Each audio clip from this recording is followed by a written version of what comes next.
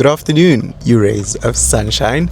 Today is Monday the 16th of March and I am living my passenger prince dreams. I've just gotten a professional driver. Listen, I have some criticism about the driver, but you know what, she's cute, so I'm willing to let a lot of things Insane. Alright, so if you tuned into the last video that I dropped on YouTube, you would know that we're currently in the Mini Cooper that Mickey got from Mini Naledi, who's an absolute gem of a human being, and we're super lucky to work with her. And currently we are in Bedford View because Mickey is heading to drop me off at the airport. So this is us basically picking up where I left off in the last YouTube vlog. We're going to Germany, folks. Mercedes-Benz South Africa have been generous enough to extend an invite over to me, as well as a few other very talented individuals, and we're taking off in, I believe, 3 hours actually. We just had a lunch. It was myself, Mickey's parents, my parents, Mickey's siblings, and my siblings as well, here at the 11th, what's it called, the 11th floor? 11th floor, yes. Now, oh, that's a beautiful SL. I hope you guys can see it. There it is. I think you guys got it. Yeah, it was at the 11th floor here in Bedford View. Bit pricey, but I definitely think it's worth the price. The food was good, the service was incredible. But one thing that's weird is that they don't allow kids in the restaurant before a certain time, I believe it is. It's a very interesting thing that they've got going on there. It's been a very exciting period of the month and life in general. I think stuff like this really gets the blood flowing, and I'm very grateful for the opportunity. And you know, one thing that's funny about me is that I don't feel the excitement until like a few, I don't know, hours before things are supposed to happen, because a part of me always feels like this thing is gonna get cancelled. This thing is gonna get so cancelled. That's another thing, is that this Mini is actually quite tiny. It is mini. This Mini is mini. The suitcase, I have a large suitcase back there that simply does not fit in the boot, so I had to get a little bit creative. And one cool thing the car has is that the back seats fold down, so you can put the suitcase in the boot and then push it through so that it comes out over the back seats, so it's a bit spacious. But then you take up the space over there and only one other person can fit. Small price to pay for having a cute car, but then again, you wouldn't buy it if you felt like it wasn't big enough for you. But that's enough consumer advice. I hope you guys are having a beautiful day. We're just gonna head over to the airport now, and then you will join me once I've said my goodbyes. I think it would be a bit cringe to put the whole... Okay. Yeah, one of my driver are strict. I think it would be a bit cringe to show the goodbye my loves and us crying and kissing and all that sort of stuff. So I'm gonna spare you the tear works, but I'm gonna miss her so much. In fact, I know what it feels like to be left alone. No, you don't. No, I did. No, you don't. Mickey was the first person to leave, right? When was it? 2024. Yes, it was 2024. December 2024, Christmas and New Year's. You know where she was? She was in Thailand. She was working with Samsung at the time in Kontiki, and they were showcasing the phone. So they took her to Thailand, and it was this really awesome experience that I got to witness through social media. Oh, but obviously you sent me photos as well, so I know what it feels like. Hey. But also, we weren't married at the time. I feel True, like this is different. We are now by the grace of God, forever, amen. I mean, I'll be gone for a week and it won't be too crazy, but I think you'll be okay. I'm gonna perish. She's I'm gonna not perish. Gonna make it. Perish. Jump out of the building and land on my knees. Why? I'm not gonna lie, make it. I was losing my sense of taste in my left ear when you were away, but it's fine. You see, I recovered, and you're gonna be fine soon. I believe, the last person to arrive in the group that we're traveling with. So yeah, I'm gonna cut this and I'll catch you guys inside OR Tambo. Cheers.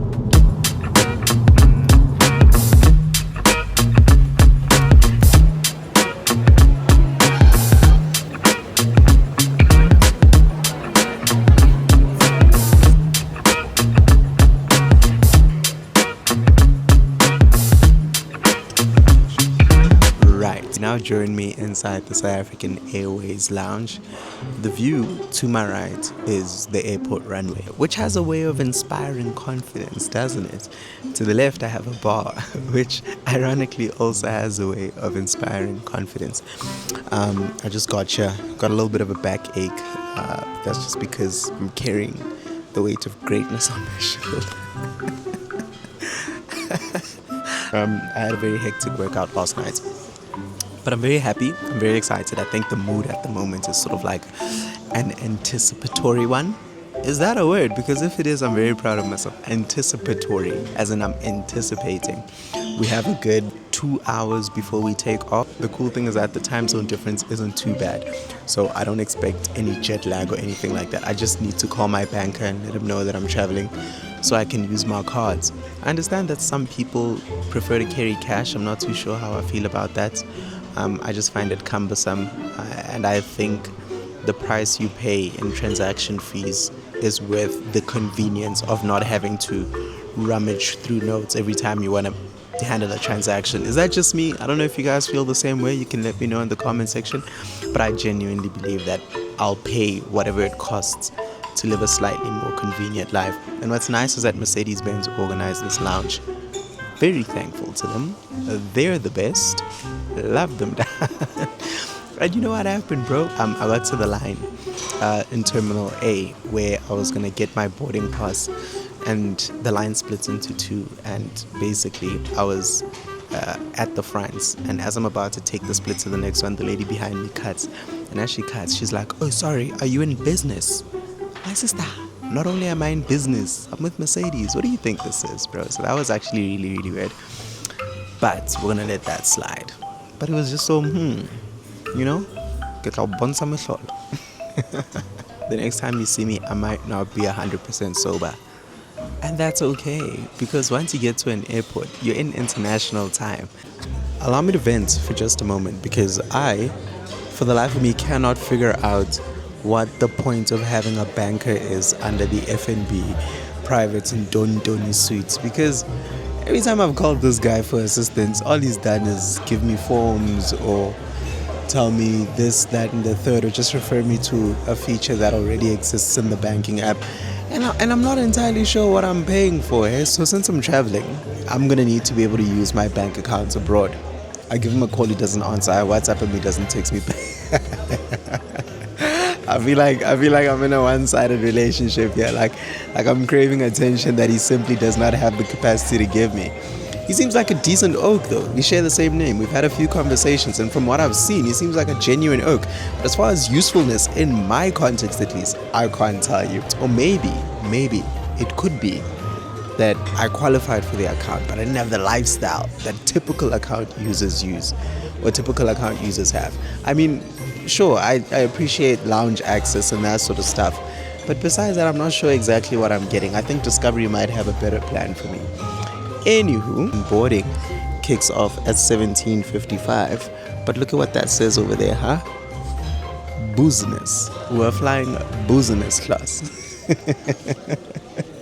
I promise this has nothing to do with the liquid courage that I've been having. And if you're a member of this channel, you know exactly what I'm about to say next. Oh yeah, Siri, what do you mean in a square face? If you don't know what I mean by that, go check out the Thailand vlog, which is the first video that I put up. Yeah, and after spending some time at the SAA lounge, I believe that it is better than the FNB Slow Lounge. The best lounge I've ever sat in was the Cape Town Domestic Departure Slow Lounge. That for me, top tier. Decor, service, location, views, even the bathrooms. You go there, there's a loo with a view. That's what it says on the door. Some of the most enjoyable. Actually, let me just cut it there.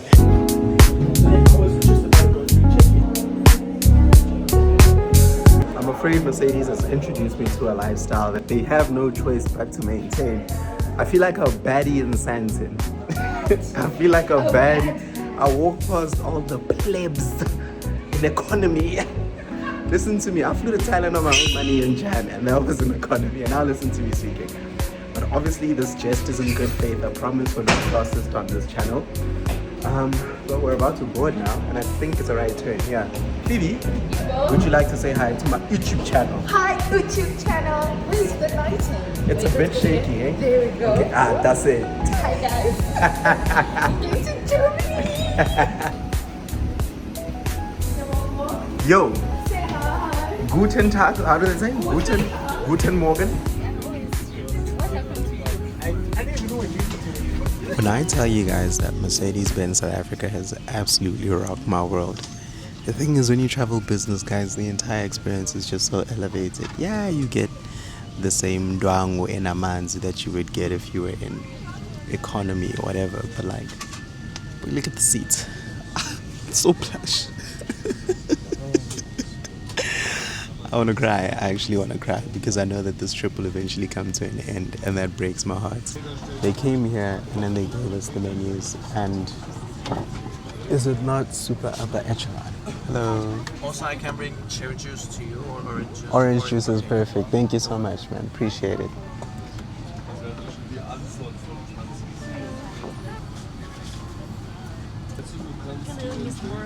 Hello. Well, take it from me first. Can I have the fillet of beef, please? Yes, sir. Thank you. You know what I think? Whoever said money isn't everything made too much money, to the point where the more money they made, it stopped mattering because they just had so much excess of the thing. I think just enough money just might be everything. Enough money where the more you make, the better life gets. So we're flying Turkish Airlines for this trip. When I went to China with BYD, we flew with Air China. And that was really, really nice. Make no mistake. This is nicer. I think this by far is just a smoother, more polished and refined experience. And I think the cabin space here is more than what I had on the China trip. We're having beef for our mains. Although I am a bit full, I don't want to lie to you, but I think they're going to serve that a bit later into the flight, so I don't mind that. And they have an incredible selection of wines. Come, let me pick you up and I'll show you just now. You know, I used to think that wine was a pretentious thing people got into. Maybe not necessarily the wine itself, but the way in which people chose to drink the wine was a bit pretentious. Until I got into it, I had a bottle of Uvamira. When was it? I think it was towards the end of last year. Uvamira is a wine farm that runs out of the Western Cape. And interesting fact, the same person who owns the Porsche Group South Africa, the same person who owns Kyalami, the racetrack, is the same person who owns the wine farm. And he runs the spot. And that was some of the best wine that I've ever had. Oh, game changer of an experience, bro. And before that, I had some good wines, make no mistake. But after Uvamira, I was like, okay, cool. Let's see what the fuss is all about. And turns out there's quite a lot of fuss to get into. So, over here, we have some reds, some Syrah. I know Syrah, the chocolate block is a Syrah, and I think that's a blend of sorts. And it just keeps going and going and going. But I think because it is a bit warm today, I am feeling white.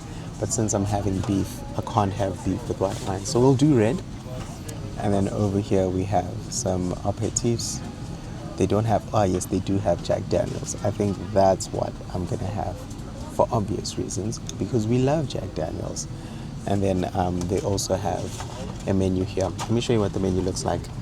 It's an accordion style menu that opens up with a bunch of images and stuff. And I think what's interesting is that the menu is based on the destination that the plane is going to.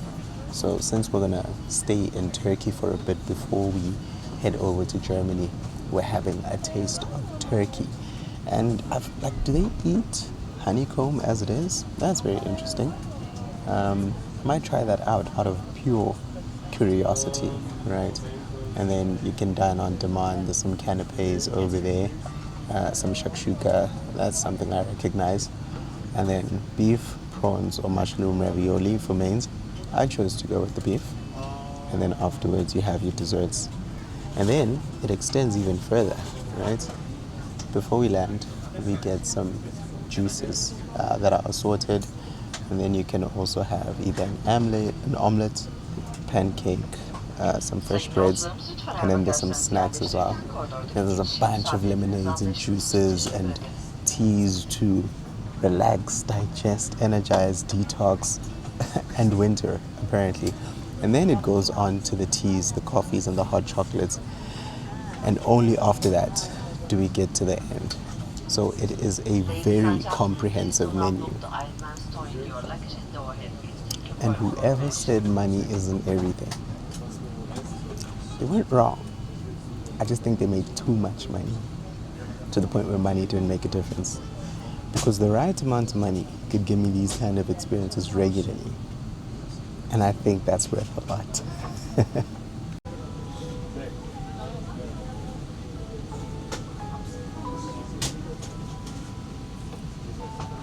Oh, and check out how the seat reclines. So I can, oh, and it's touch capacitive too. You push it once and the seat starts moving. Hold on, how do I take it back? Stop, stop. I don't know how to take it back. Oh, it just has to touch there. And then it automatically goes back.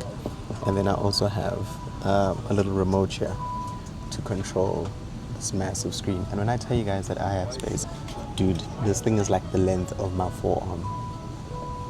We've got the F1 movie. I've seen that. I do want to see that new movie by Timothy Chalamet. I hope it's available. And then check the materials over here. All right, we get a very nice textured fabric. And that's a headboard. And then obviously your seat is leather with some fabric to contrast over there. And then I've got like hella space down there as well. And we have officially taken off. One thing I do find interesting about this flight is that the seatbelt comes from the corner of a seat as a car's seatbelt would. I do have another one going across my waist. I didn't know they did this. I always thought like airplane seatbelts were always across the waist. So that's really, really cool.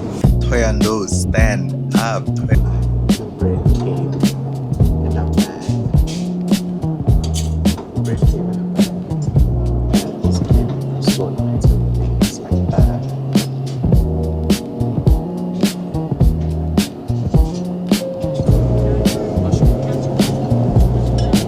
Turkish hospitality seems to be the absolute business.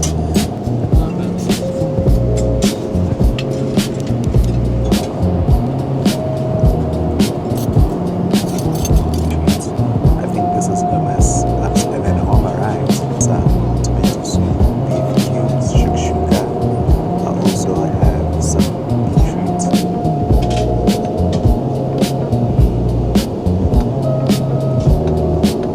That tastes like a mother's love. That tastes like everything's gonna be fine.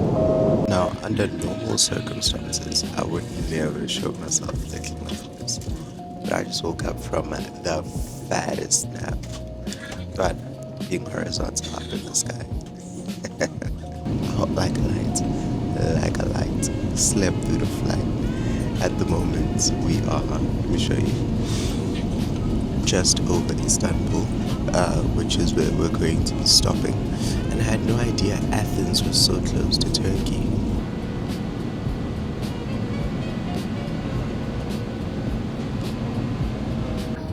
Kemerinizi bağlı tutunuz ve başucu dolaplarını açmayınız.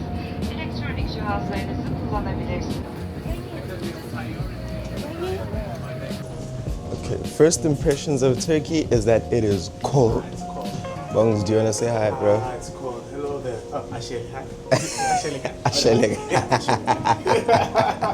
I love how polite he is with it, There is man. some sunshine today. There is a sunshine and rocking and rolling.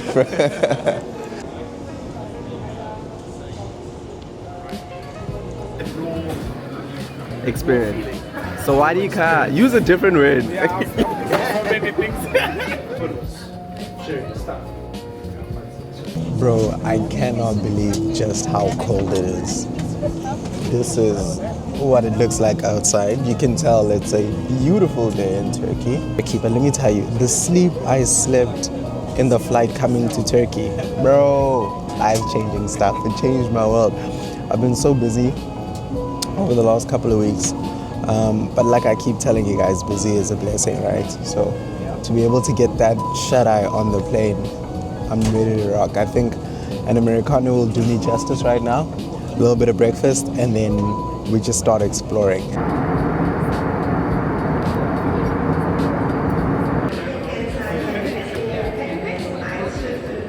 Guten Tag, Mann and Fraulein. We are in the land of... What are we in the land of? Schwimmen. We are in the land of schwimmen. We just landed. We got past passport control just now, but we need to figure out how to get to our hotel. Maximum 5 persons. Oh, 5 group persons. ticket. So okay. you can buy a group ticket Five for and 5 then- and persons then and just one one. single, Yeah. one single additional. Then you have for 6 persons. Okay. And who said Germans aren't nice people? That gentleman was so sweet. He helped us out with our tickets. It was shoot, shoot, shoot. Like, we have to take the train from here in Stuttgart to Bahnhofstadt. From Bahnhofstadt, we are then going to go get on the underground. Willkommen in Deutschland.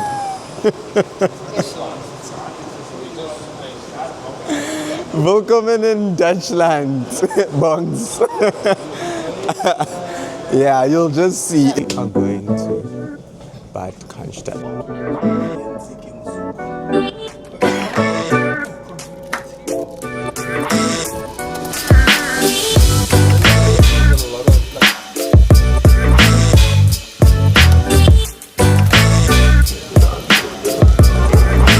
It's so quaint. It's actually exactly what I expected it to be.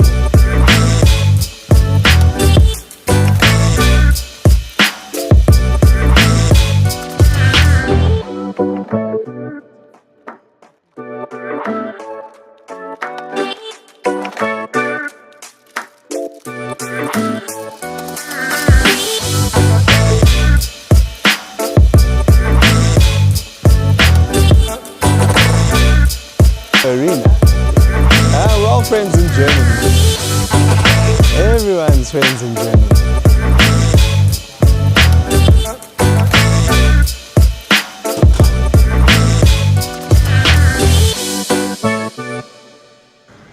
Willkommen in Deutschland, where I have forgotten all my lotion. Can you believe it, bro?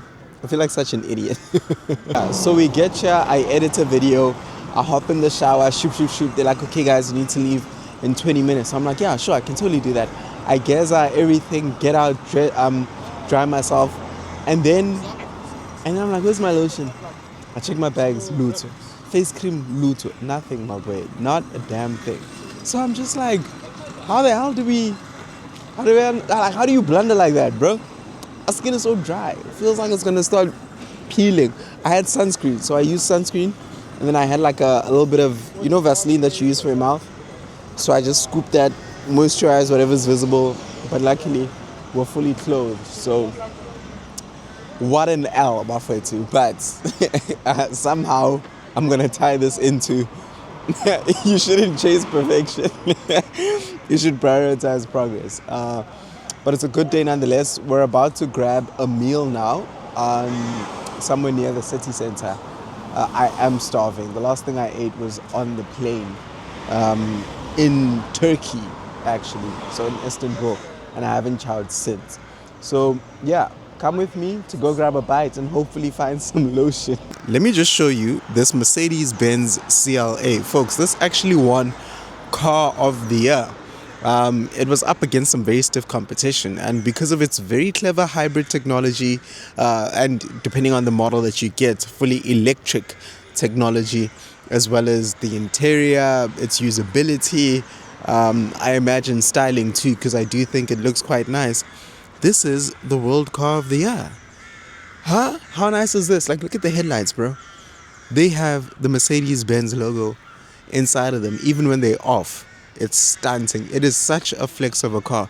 It's quite smooth, as you can tell. It's also got like a light bar up in front. I like the number plate. It looks like it says Lamb. This is pretty neat. And I think one thing that the Germans and Europeans at large get very right is they love station wagons. I'm sure you can see there's a few back there. But Stuttgart so far, touch and go, considering the fact that I don't have any lotion. Phoebe's about to taste test a vodka beer of sorts. Moment of truth.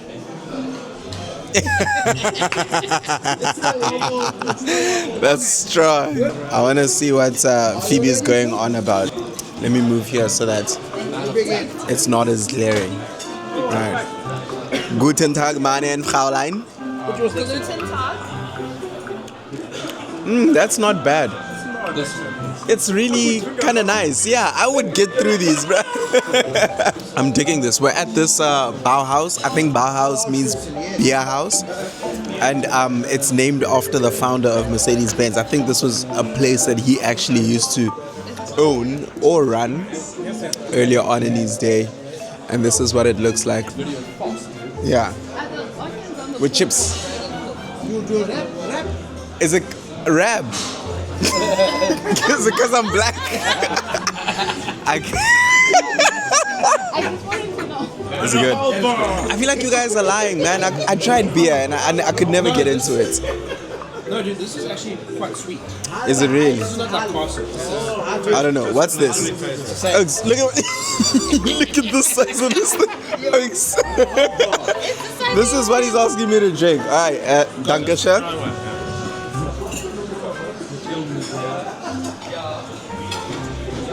It tastes like beer, but I've had worse beer. This is not bad beer. So apparently what you gotta do is Yeah? to get that yes, you see to get that full taste, you gotta Get in there. 3 big sips so it hits the back of your mouth. Yeah. You're not gonna. That's what she said. Sorry. Ladies and gentlemen and girls, they call him Mr. How much? How much can he drink? How much can he drink? How much can you drink? Booms. How much can you drink? How much? He is sissy-footing the drink. He is struggling greatly. Cocktail, beer cocktail. Wait, isn't this passion fruit and lemonade? No, it's not. Come on, Pwe. I believe in you. Do it for Mandela. Yeah! on the line. Guten Morgen, Mann and Fraulein. The sun has come out in the land of Germany. I'm having the time of my life. I'm also slightly tipsy, and for the first time since we've arrived, the sun is out. I think if there's one thing that Germans and Europeans in general got very, very right, it's station wagons. I mean, if you want practicality, a convertible T-Roc. No, that's hideous. Right? If you want the practicality of an SUV without having the compromise of driving something that high off the ground, get yourself a station wagon.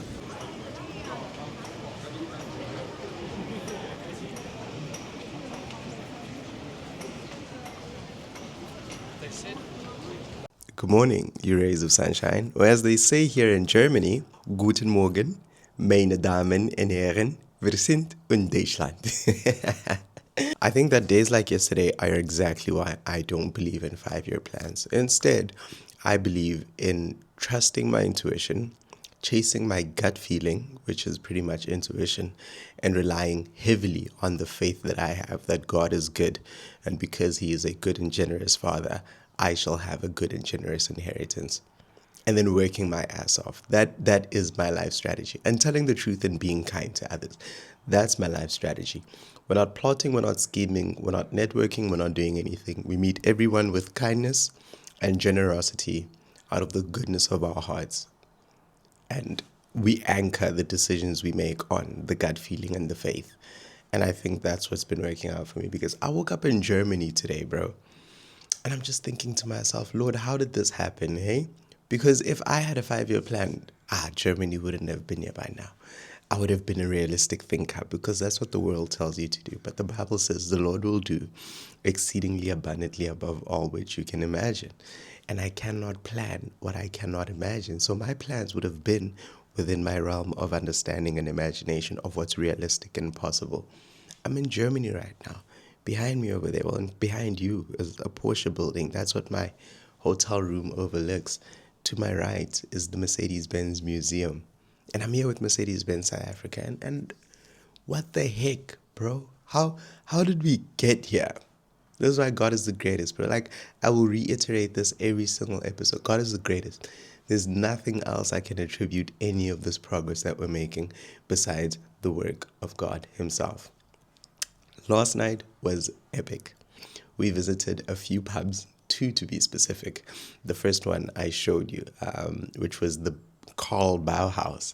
And it was so cool, bro. Like, everyone here, it feels like we're in Cape Town. Hikey, it feels like we're in Cape Town. The people aren't rude, but they're not necessarily friendly either. Everyone's just minding their business, doing their thing. Everyone's liberated, they're fresh, they're happening, they know their story. And when the sun came out ever so slightly, like it's coming out today, I was like, wow, this place is beautiful. It's rich in culture. There's so many old churches. The architecture speaks to the fact that this place has been around. Statues from like the 1500s, the 1600s, from when royalty and monarchy was taking over this sort of place.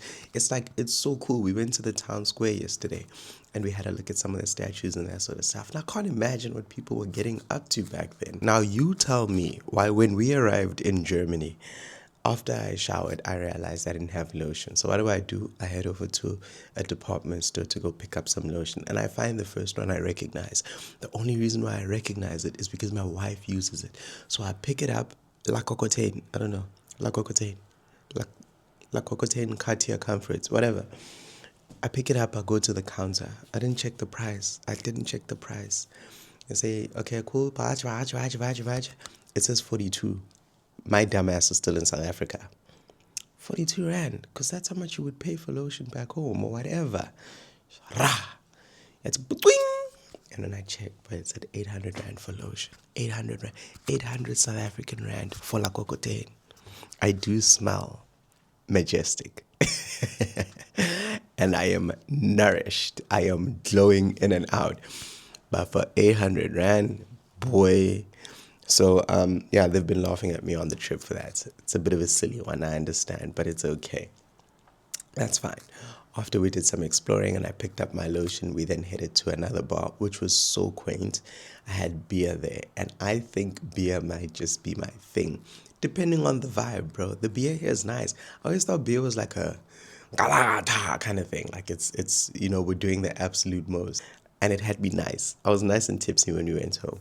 And we're literally just on this one street that ran for like a good 800 meters or so. And there were just shops on left and right. It was like if Bangla Road met Jesus Christ and cleaned itself up, right? Because it was the same concept, but family friendly and nice. If you don't know what Bangla Road is, go check out the very first video I posted on this YouTube channel. We don't talk about that anymore. So this morning, I have breakfast, and after breakfast with the guys, we're going to head over to the Mercedes-Benz Museum. And once we get to the Mercedes-Benz Museum, that's when we're going to have a look at the story of Mercedes, past and present. What brought them here? What innovations did they take on that put them in the position they're in? And why should you care about the three-pointed star? Thank you for tuning in, folks. I hope this is a solid video. Cheers. Right, let me show you our office for the day. Yo, in all her glory. That, folks, is the Mercedes-Benz Museum. Majestic, isn't it? I see 1, 2, 3, 4 floors, if I'm not mistaken, and it just continues over that side as well. It's an entire campus, and I mean, what is life? Like, what do you mean, bro? Right, folks, we are inside a time machine in the Mercedes-Benz Museum. Without that tour guide, you wouldn't know it's a time machine. You wouldn't know it's a time. So that's the voice of Bongs over here. What's up, Bongs? What's happening, man? What's happening? I've also got he's just in Deutschland. I've also got Phoebe in the cut. What did you? Oh my gosh, you look amazing. What you're gonna notice is that as we go up the elevator, we're gonna go through different floors. And each of the different floors are a representation of the different eras that Mercedes has went through. At the moment down here, we have their racing technology.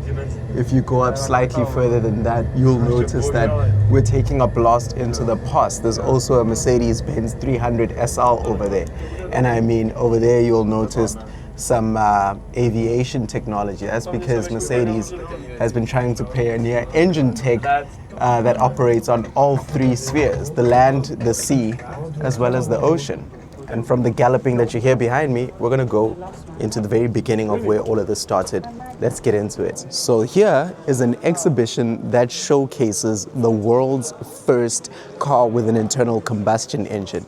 That, folks, is this. This is the 1886 Mercedes-Benz Patent Motorwagen, and I just got to experience driving this thing.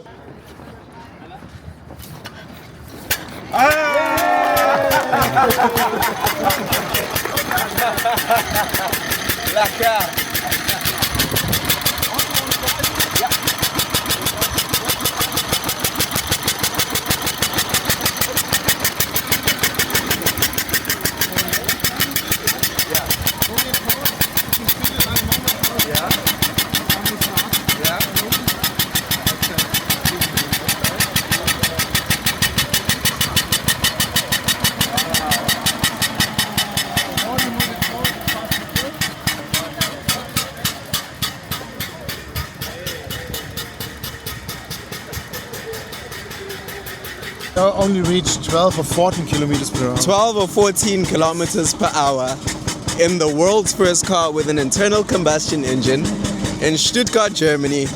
And how much does one of these cost? Can't say it exactly. Yeah. A few years ago we sold someone about 100,000 euros. 100,000. But normally it's not Yeah. drivable. Yeah. As you can tell, there's not much to the design. We literally have a metal chassis, a wooden frame, some springs over there under the seats, these massive wheels, dude. I think this must be like 40 inches or something. And then the main event is over here. This is the fuel-powered engine. It's quite interesting to start. You have to wind this up, but then there's a technique to it. Once it starts spinning, it strokes, poof, poof, poof, poof, poof. But as you can tell, early technology was, as impressive as this is, there's not much to it, right? This was their first four-wheeler where things were a bit more advanced. And people don't know this, nah? But Mercedes-Benz also made the world's first motorbike. And this is it. The engine is directly under your bum. You can imagine what that does to you. Third-degree burns in places where third-degree burns shouldn't exist. And as Mercedes-Benz was developing their engine technology, they also moved into boats, and then later they moved into aviation. And what I find fascinating about all of this is that even though a bunch of this stuff looks very archaic and old, look, the same engine technology that was developed many, many years ago in that Mercedes-Benz pattern Motorwagen eventually evolved and made its way into trains.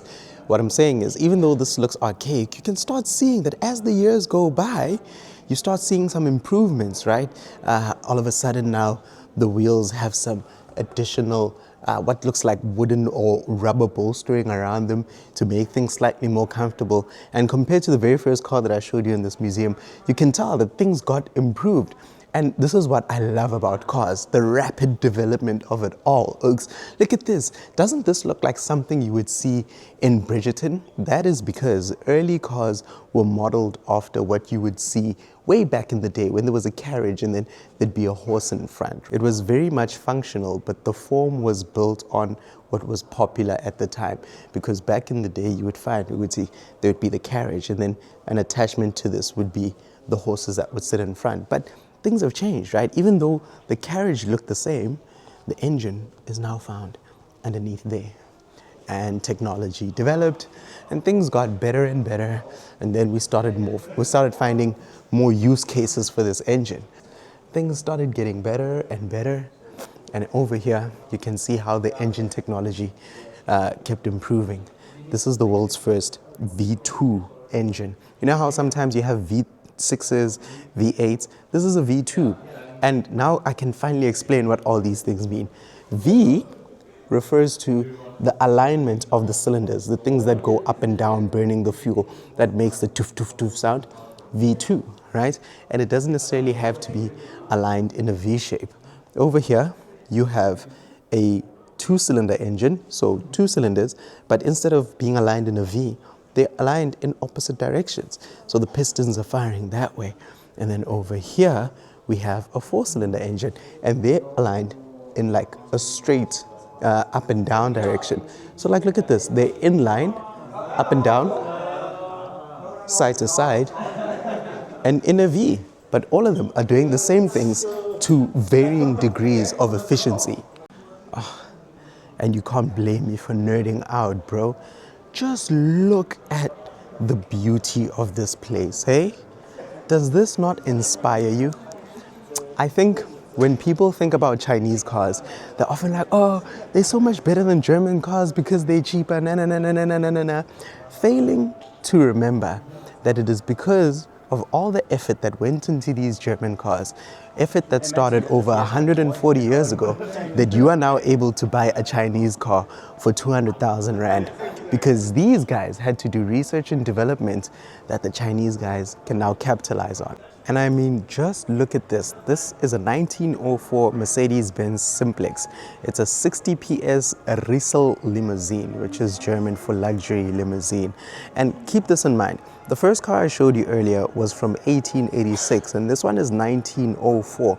So what, nearly 30 years of iteration later, the improvements were huge. Just look at the size of this thing, man.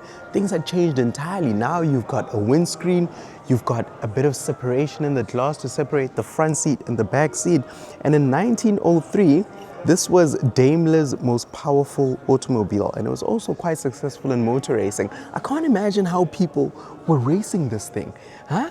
And the cars look so interesting. Look at how you could put a briefcase at the top over there, and now you start seeing resemblance of what would eventually become the modern car. We have Continental tires on this thing. And the grandness and the lux of it all. Bro, can you imagine being rich in the early 1900s and just pulling up in something like this? Yes, see, bro. I mean, just look at these headlamps. Gold. I think this is copper or brass, but the cars were so much bigger and they were like statement pieces at the time. So like I said when we first started this channel, I never want this to become a thing where only the enthusiasts get to enjoy it. I want to make car content that is digestible for any and everybody, regardless of how much you care about cars.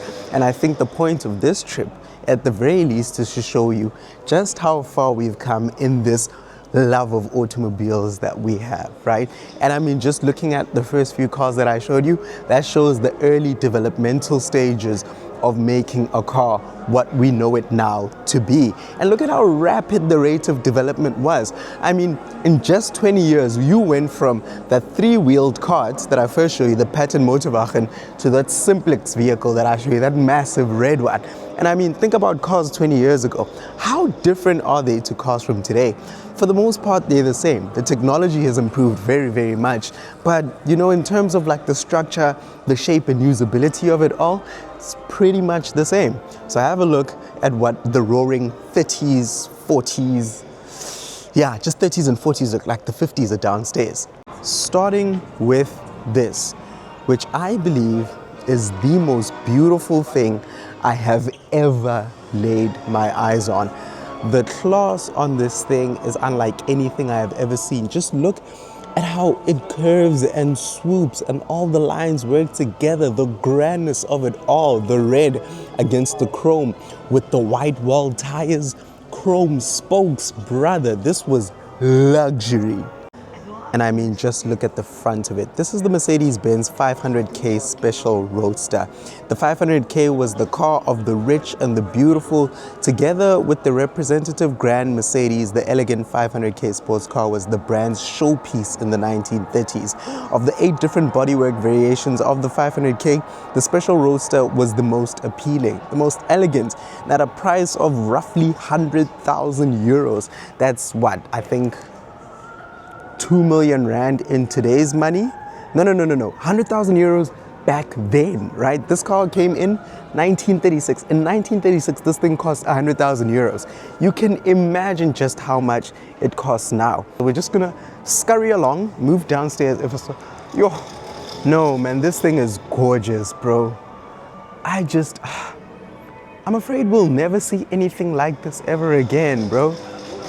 Being rich in the 30s, pulling up in this, like, can you imagine being Gatsby or somebody and throwing an extravagant ball and your guests arrive in this? Like, look at where the doors open. The hinges are over here. If you were to unlock it, the doors open like this instead of over there, making it like even more extravagant. Just look at the interior. Brother, huh? Is that not the most beautiful thing you've ever seen? If I had a couple 100 million Rand to spare, I'd very easily buy myself one of those. The museum itself is a work of art, if you ask me, because architecturally, the thing is just glorious, man. And what's nice is that it has multiple photo points which you can take up to give you views of the different levels that we're going to visit now. But if you know your cars, folks, you recognize that silver beauty over there, the red roadster over here, and another silver beauty over there. And society, at the end of the day, is just made up of human experiences. After the war, people went through this inspired era where decor got a bump and shapes and colors were a thing. And you would notice that as much as the homes changed because of people's change in interest and taste, so did cars. For example, this entire wall is made up of a leather that was very big at the time. And this leather made its way into the cars that I'm about to show you now. This is the post-war miracle.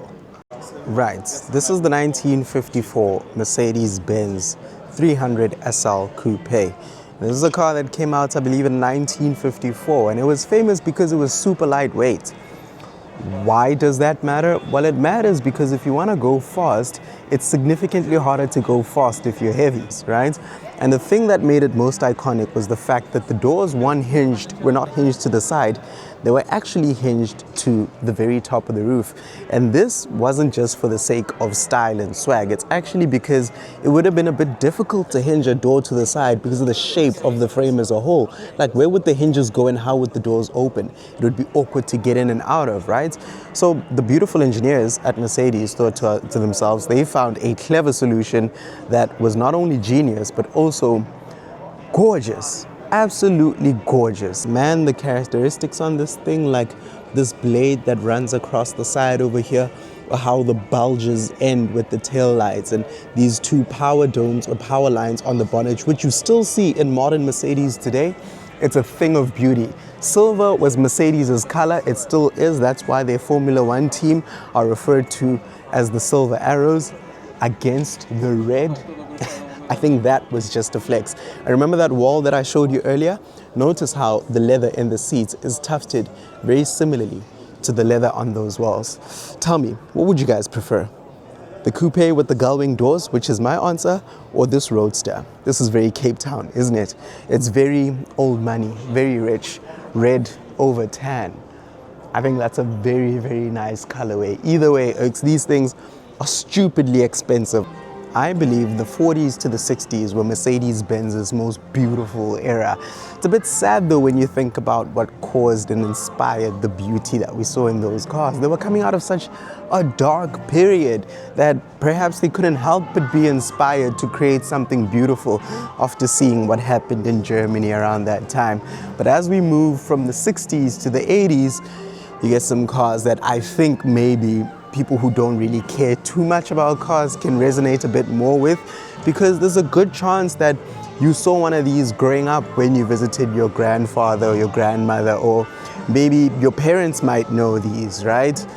They say, not me, they say that the most reliable Mercedes-Benz you can buy is from the 80s as well as the 90s, right? For example, look at this 1984 Mercedes-Benz 190E. Right, it came as a 190 and a 190E, and this was Mercedes-Benz's entry into the medium-sized car segment. The baby Benz, if you will, that's what it was called. It consumed very little fuel thanks to its low wind resistance and low weight. Despite its compact dimensions, it was just as safe and comfortable as larger Mercedes-Benz cars. And a very quick interlude before we go down a little bit further. Folks, this Mercedes-Benz 500 SL belonged to Princess Diana, the people's princess, before, well, we all know what happened to her and we all know who did it, but we won't get into it, right? But here's some pictures of the princess herself. Another interesting fact is that when Princess Diana owned this car, she was the first of the royal family to drive a German vehicle, privately so, and trade unions complained. It was met with some criticism, but we all know she was quite badass. Speaking of badass, this Mercedes-Benz 230G, which you should know belonged to the Pope. He would sit or stand up there in that glass box, and that's how he would wave to his constituents. Mercedes-Benz has been involved in some very pivotal historical moments, and you'll notice that this is what he looked like when he was inside this thing. The Pope Mobile, it was called. I like the Pope style, gold wheels. It's pretty nice. Oh, and have a look at this, the Mercedes-Benz 600 Pullman limousine. If you have a quick peek in there, there are seats that face the opposite direction. So if you were like a luxurious, I don't know, like super rich person, yeah. So if you were incredibly rich, or if you were a statesman actually, because those are the people that drove this the most, you'd probably find yourself sitting back there and your assistants would be over there, and there was a piece of glass separating you and your driver and maybe another assistant there. There are curtains that would draw out all the way to the back, and I believe it was bulletproof. And one very interesting fact is that on the bonnet, you'll notice here that there's a little hole. In this hole, a flag would sit up there. So like maybe a German flag if you're a German statesman, South African flag, or so on and so forth. And that's how you would spot these state vehicles, or high-ranking politicians would be rolling around in these. It's also worth mentioning that in the 20 years between 1960 and 1980, Mercedes-Benz introduced what we now know as crumple zones. So as more and more people got into cars, more car accidents started to happen. That's just how things work statistically. And because car accidents were happening, the last thing what Mercedes-Benz wanted were people dying in their cars. So when they designed the body panels around the engine, the front fenders, Nelson Mandela, around the engine, the front fenders, the rear fenders, they designed them in such a way that when the car came to an impact or an abrupt stop because of an accident, those components were strategically crumpled to absorb the force before the force eventually made it inside the cabin where the occupants would be seated. Meaning the car takes the brunt. It looks worse after the accident, but the worse it looks means the person took less of the impact. You want a car that crumples intentionally to absorb the force so that force doesn't actually affect the occupants, instead of a car that'll hit a wall and be fine, but you as the person absorb all of that. Very interesting. We have Mercedes-Benz to thank for crumple zones, which are now an industry standard. And if you watch Formula One, you will recognize this. This is the 2020 Mercedes-AMG Formula One EQ Performance, and the man who just walked in front of my shot. And this is the exact car that Lewis Hamilton won his 2020 championship in. It was his 7th one, which had him tied with Michael Schumacher. And this was, I think, peak Mercedes-Benz in Formula One. What I find interesting is, as big as this car is, look at how tiny the space they fit inside is. If I move over to the side here, you'll note the exhaust. And that, folks, brings us to an end of our tour of the Mercedes-Benz Museum. I kept it light intentionally because we agreed when we started this channel that this wouldn't be a channel just for the enthusiasts. But hopefully by the end of this video, there are 1 or 2 new enthusiasts in the automotive space.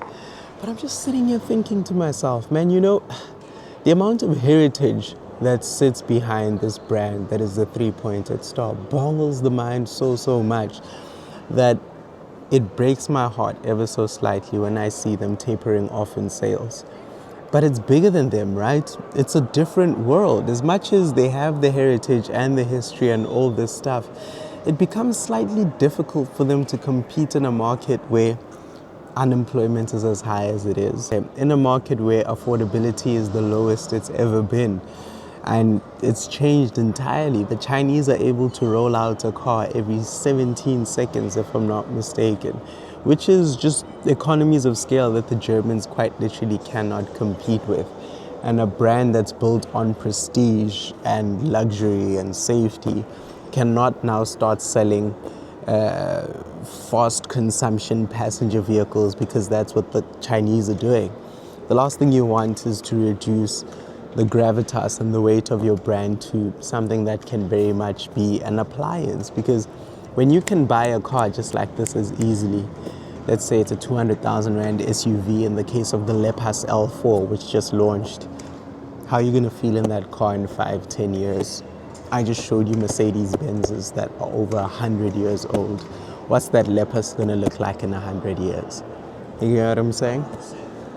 I just hope this brand makes it, especially in South Africa, because I love them so much, man. I love them so much. Yo, thank you guys for tuning in. I'm sure there'll be more, or there is more. Tomorrow we are going to go to the Mercedes-Benz Museum. Not before getting absolutely drunk tonight on German beer, which I'm having an absolute blast doing. I love German beer. Because I'm in Germany. What? And if you haven't subscribed already, I would really encourage you to do so. It goes a long, long way. I think we're almost at 3,000 subs now, which is crazy. I'll see you guys soon. Right, you joined me inside the back of Mercedes-Benz S-Class, which is so comfortable, I'm considering doing fraud as a full-time profession. As you can tell, I've got a pillowcase above the headrest itself, so my head is cushioned so nicely. These are probably the nicest seat belts I have had the pleasure of strapping across my chest, and it seems as though if the car were to get into some sort of accident, they would inflate, because it looks like they have some pockets within them. Yeah. The rest of the interior is linen leather, the roof liner is in Alcantara, and in true Mercedes-Benz fashion, I've got interior ambient lighting that would make, I don't know, some ballrooms look like an ordinary classroom when it comes to their lighting. And as I'm speaking, my seat just started massaging. Phoebe, did you do something?